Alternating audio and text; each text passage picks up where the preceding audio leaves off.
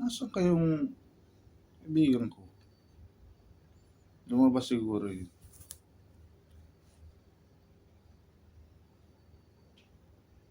Pare? Pare? Bakit pare? Magluluto na ako ng ulam natin. May ano pa tayo dito? Itlog. Ito. Ganun ba? O sige, yun na lang. Prito mo na lang. Tapos lagyan mo ng sibuyas. Saka bawang. Yun na lang ang almusal natin. Bago tayo pumasok sa trabaho. Ganun ba? O sige. Kunin ko. Are, ano na lang to? 1, 2, 3. 1, 2, 3, 4, 5.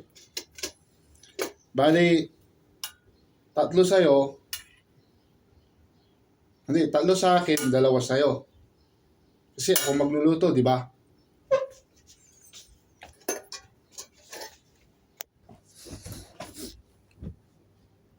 Hindi dapat parehas. 2 sa akin, 2 sa'yo. Tapos yung isa, hatiin mo para pantay. Pantay tayo dito, pre. Dinudugasan mo na naman ako.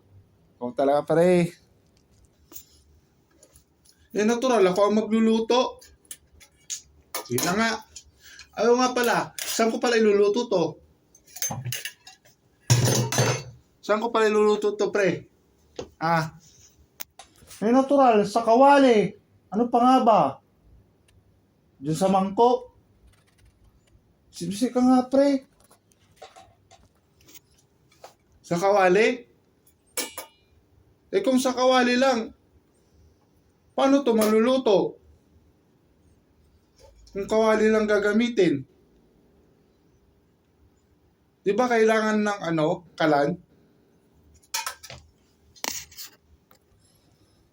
Natural. Isasalang mo, kawali, salang mo. Ano pa nga ba? Ay naku pare. Puta, bobo mo naman. Pare, ayaw niya maluto. Nilagay yung kawali, nilagay ko sa kalan, tapos nilagay kong itlog. Pero ayaw niya maluto talaga, pre. Bakit? Wala bang gas? Baka ubos na yun.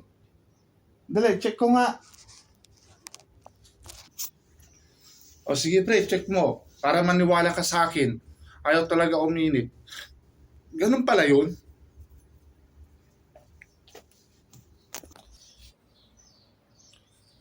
Tingnan mo pre. Nilagay mo nga yung itlog.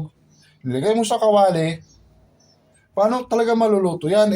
Naka-off yung niya, yung gas niya. Mayroon pala naman laman, Pare, alam mo, bukas-bukasan mo yung bisyo mo.